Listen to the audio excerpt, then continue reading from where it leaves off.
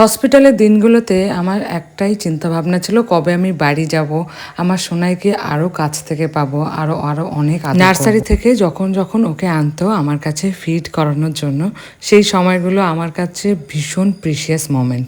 ওকে কোলে নিয়ে আমি হাজারো গল্প করতাম ওর সাথে, কত গল্প করতাম, তার মধ্যে সমানে যেটা বলতাম সেটা হচ্ছে তাড়াতাড়ি চলো আমরা বাড়ি যাব, আমাদের অনেক অনেক গল্প আছে, আমাদের অনেক অনেক কথা আছে, আমাদের অনেক অনেক আদর করার আছে একে অপরকে।